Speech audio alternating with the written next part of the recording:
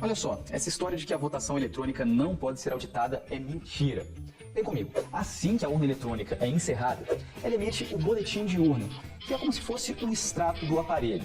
Esse boletim de urna é colado na porta da sessão eleitoral. Então, se você quiser conferir o resultado, é só checar se o que está escrito ali nesse extrato, no boletim de urna que está colado na porta da sessão eleitoral, é o mesmo extrato, é o mesmo resultado nos sites da Justiça Eleitoral. Muito obrigado.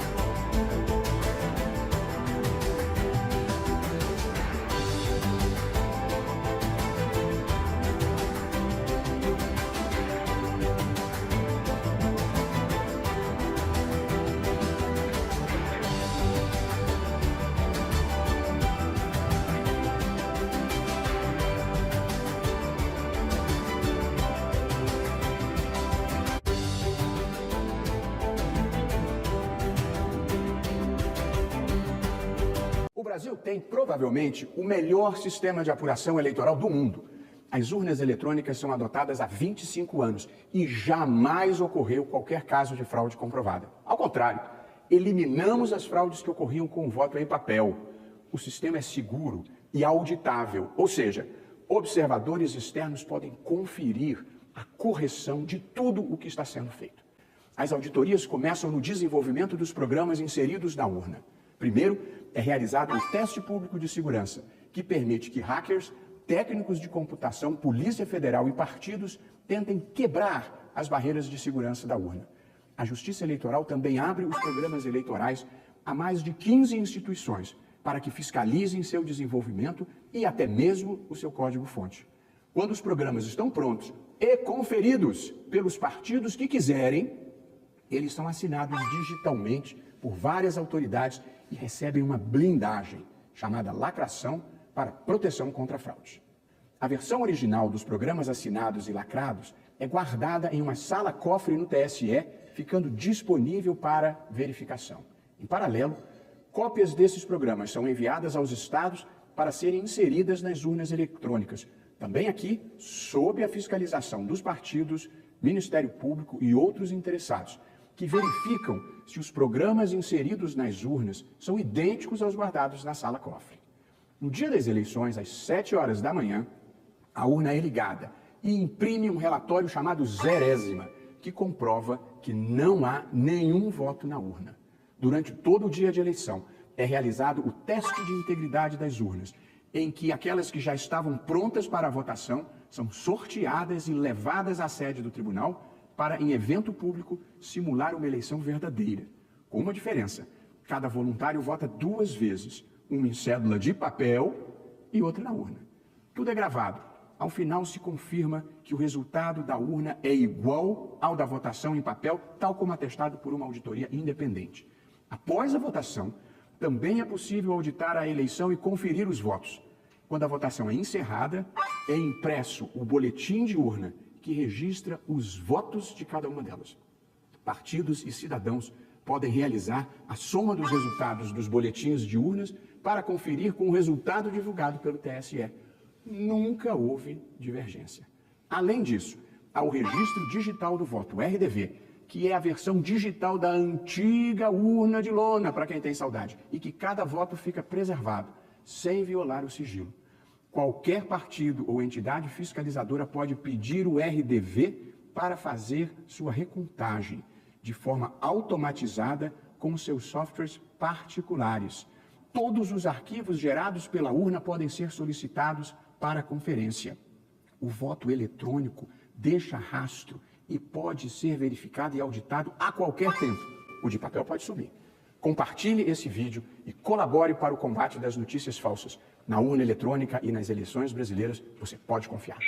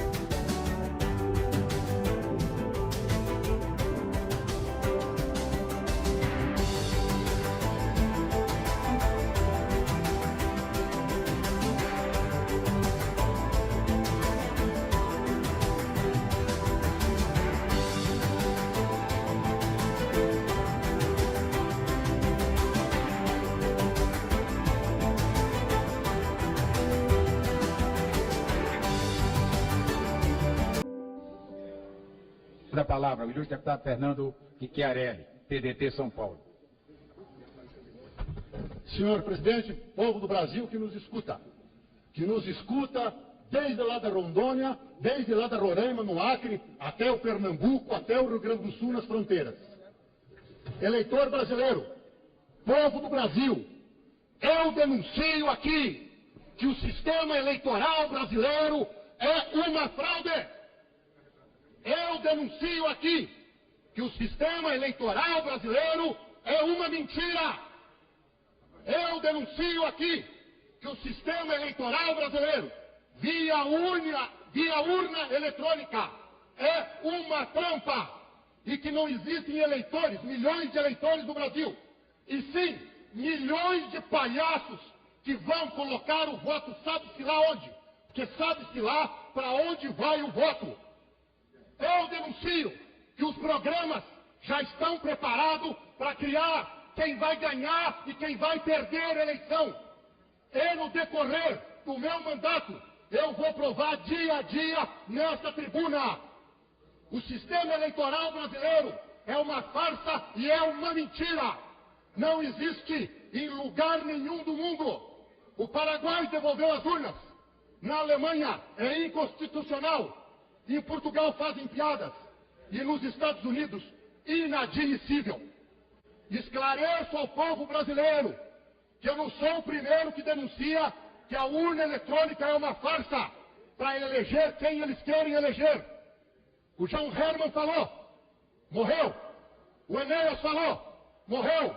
O Clodovil falou, morreu. Povo do Brasil, eu ainda estou vivo. Mas os senhores estão convidados, que já estou recebendo ameaça de tudo quanto é lado, se trouxer as provas das fraudes. Vou trazer. E o promotor público em Ribeirão Preto, doutor Cirilo, é testemunha de que o sistema eleitoral brasileiro é uma fraude. Hoje, as lideranças, padre, hoje, as lideranças, meus amigos do Nordeste aqui presentes, não nascem mais nas lutas, nas brigas, nas ruas, nas disputas, e sim são tudo está combinado. Quem vai ganhar e quem vai perder.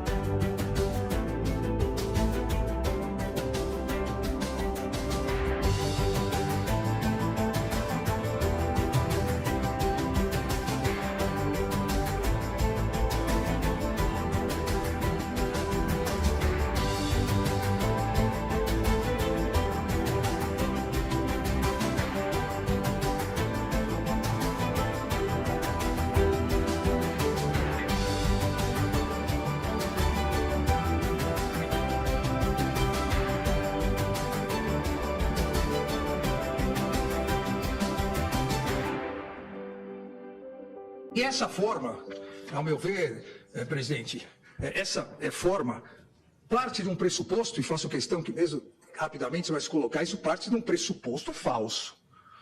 Parte de um pressuposto de que as eleições realizadas no Brasil, as eleições por urna eletrônica, elas não têm legitimidade.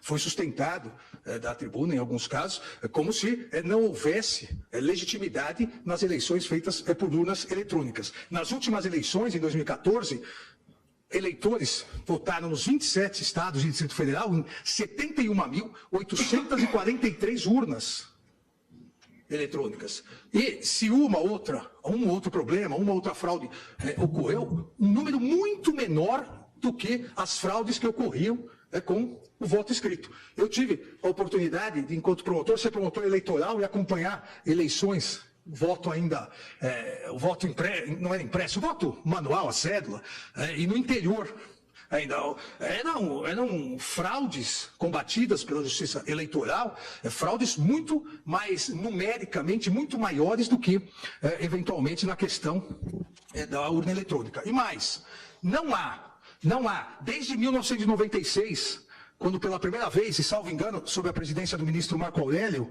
no Tribunal Superior Eleitoral, quando pela primeira vez em 1996, em eleições municipais, 1/3 dos eleitores brasileiros votou utilizando urnas eletrônicas. De 96 até 2014, jamais houve dúvidas por qualquer dos partidos, os participantes do pleito eleitoral, sobre a legitimidade, sobre fraudes sistemáticas em relação à urna eletrônica, ao voto eletrônico. E o ministro Gilmar bem lembrou que o Brasil deu exemplo nisso, tanto que vários e vários países pediram sempre para que o TSE demonstrasse como era esse funcionamento e como é esse funcionamento no Brasil. Então, também é importante o Supremo Tribunal Federal salientar de início e deixar muito clara essa ideia de que a intenção, seja de um lado ou do outro, do posicionamento aqui, em hipótese alguma, coloque em dúvida a legitimidade das eleições pretéritas e futuras, seja com voto eletrônico, seja com modelo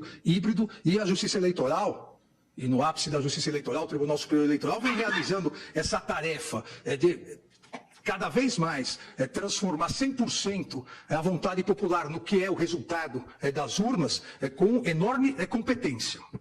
Ainda me pareceu, e aqui também acho que é importante colocar, além de nenhum indicativo razoável de fraude generalizada, me pareceu, em várias manifestações escritas, um pouco de desconhecimento do sistema eleitoral como ocorre. Por favor. Ministro Alexandre, Vossa Excelência continua com a palavra. Agora, ministro Gilmar, nada que também não ocorresse com outros métodos, outros instrumentos, com o voto somente escrito.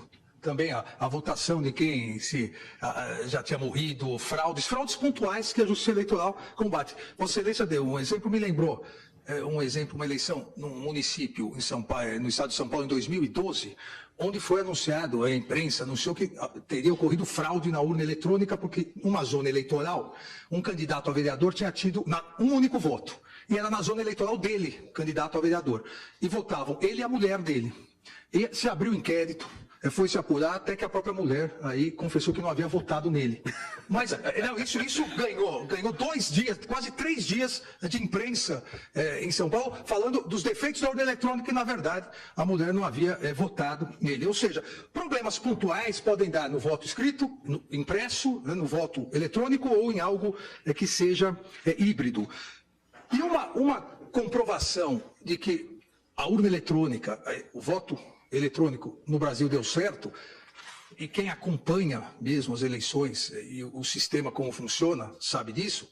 Cada candidato, principalmente os candidatos a mandatos parlamentares, eles têm sob seu controle um mapa de onde eles são votados, as cidades onde fizeram eleição, onde fizeram campanha, onde tem cabos eleitorais, e fazem uma conferência muito rigorosa disso para ver se houve o mesmo número de votos, ou obviamente muito semelhantes, e jamais nenhum deles apontou que tivesse havido uma discrepância muito grande. Foi o que o ministro Gilmar colocou, às vezes isso é um conforto a determinadas pessoas que não tiveram voto, e aí acusam de eventual fraude. Mas não há não há nenhum indício de fraude generalizada, não há nenhum indício que não funciona com absoluta eficiência e representando a vontade popular, ou seja, representando aqueles que lançaram seu voto eletronicamente. E não é verdade que o aumento das abstenções nas eleições se dê em virtude da urna eletrônica. Não há nenhuma relação de causa e efeito. O que se dá é do inconformismo com o sistema político, o que aumenta a abstenção, é uma desconfiança do sistema eleitoral que precisa, a meu ver, ser alterado para aproximar o representante do representado. Esse aumento da abstenção representa o ápice de uma crise de representatividade que o Brasil vem sofrendo. Mas não tem nenhuma relação com a questão do voto ser escrito, impresso ou ser eletrônico. A princípio, não se pode, desde logo, afirmar categoricamente que haja uma inconstitucionalidade, porque cabe ao Congresso Nacional dizer, respeitados os princípios básicos que norteiam o sufrágio no Brasil, e, sobretudo, o do sigilo do voto, cabe ao Legislativo estabelecer como é que se dará materialmente este sufrágio. Mas em sede cautelar, e como bem ressaltou o ministro Edson Fachin, nós estamos em sede cautelar, eu já me permitiria afirmar que, em tese, este dispositivo, o artigo 59A, sobretudo o seu parágrafo único, afronta os princípios da razoabilidade e da proporcionalidade. Não quero entrar em detalhes doutrinários relativamente à característica desses dois princípios, que são princípios implícitos na Constituição, se confundem ou se são princípios distintos, mas a razoabilidade, em palavras simples, para que aqueles que nos assistem compreendam, significa não afrontar o bom senso, o senso comum. E me parece que há, sem dúvida nenhuma, um choque com o princípio da razoabilidade quando se pretende impor à justiça eleitoral, ou, no fundo, ao erário público, e o erário público significa, todos nós, um gasto de 2,5 bilhões para alterar um sistema que, data vênia, está funcionando e funcionando bem. O ministro Toffoli levantou um dado muito interessante, um dado de realidade, que eu também constatei, certamente os demais presidentes que passaram pelo TSE também verificaram este dado de realidade, que as contestações são mínimas, se é que existem. Eu capitaneei com muita honra uma eleição geral em 2012, e que se sagrou vencedora a ex-presidente Dilma Rousseff. Eu capitaneei com muita honra uma eleição geral em 2012, e que se sagrou vencedora a ex-presidente Dilma Rousseff. Eu capitaneei com muita honra uma eleição geral em 2012, e que se sagrou vencedora a ex-presidente Dilma Rousseff, e que houve uma margem de votos relativamente pequena, que garantiu a sua vitória, mas não houve nenhuma contestação significativa, e a sociedade aceitou o resultado de forma absolutamente tranquila. É claro que, se nós queremos melhorar, tornar mais crível o resultado das eleições, nós não precisamos gastar esta fortuna e alterar um sistema que vem funcionando há quase 2 décadas. E, portanto, há, a meu ver, uma clara afronta à proibição do excesso.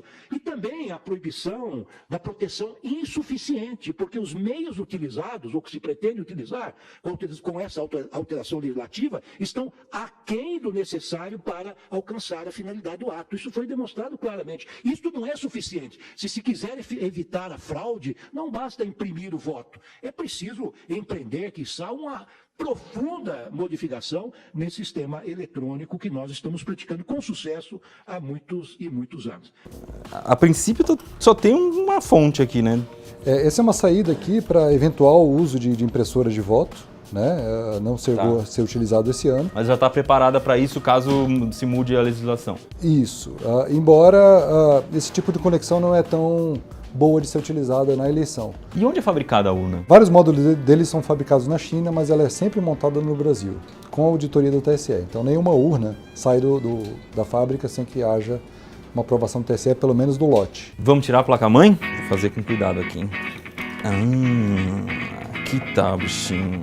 Ela é feita exclusivamente para a justiça eleitoral. No Brasil ninguém pode ter um equipamento de votação, uma urna eletrônica para eleições oficiais, sem ser a própria Justiça Eleitoral, então a gente não pode ter outro tipo de urna, é proibido treinar o eleitor que não a Justiça Eleitoral. Não há qualquer dispositivo de rede, não há nem o próprio chip relativo à internet, ao Wi-Fi, a Bluetooth, isso é vedado no digital, aqui. é vedado. Tá. Aqui a gente tem a memória dela, né? Esses cartões são cartões Compact Flash, uma Compact Flash interna e uma Compact Flash externa, né? Mas toda vez que um voto é gravado, ele é gravado internamente e externamente. Mas toda vez que um voto é gravado, ele é embaralhado novamente, o arquivão de votos, né? Que cada digitada do eleitor, cada número que ele digitou de um candidato, é gravado numa posição. Aí chega o próximo eleitor, vota, isso é embaralhado.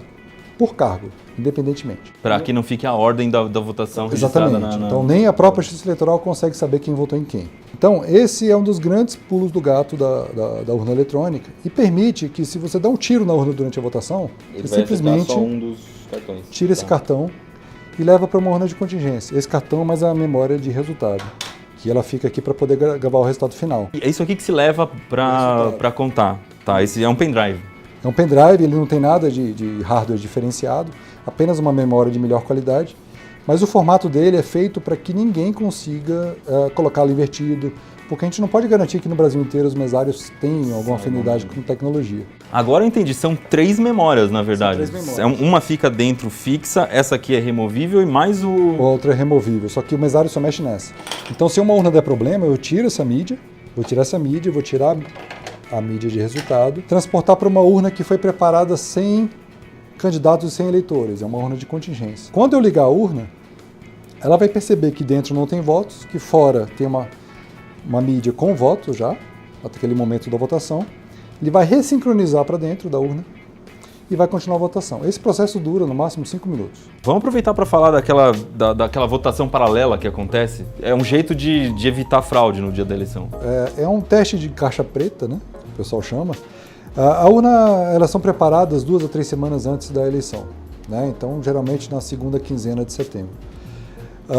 Elas são preparadas em cerimônia pública, são chamados os partidos políticos, o Ministério Público, através de editais públicos, são geradas as mídias primeiro, então esses cartões de memória de carga são gerados. Depois que elas são preparadas... Você vai colocar esse cartão e ela vai colocar o programa para dentro. Exatamente. O nome dos candidatos, as sessões... Os eleitores daquela sessão especificamente. Um eleitor no Brasil só vota em uma sessão específica. Depois de preparar toda a urna, a gente lacra, com esse lacre aqui especial, toda a urna, então tem um lacrezinho para cada interface, e uma etiqueta que nós colamos num comprovante de carga. A urna só vai ser ligada no dia seguinte para a votação, às 7 horas da manhã, e emitir a 0ª. Só que nesse sábado são sorteadas urnas. Por volta de 4 ou 5 urnas por unidade da federação, existe uma regra.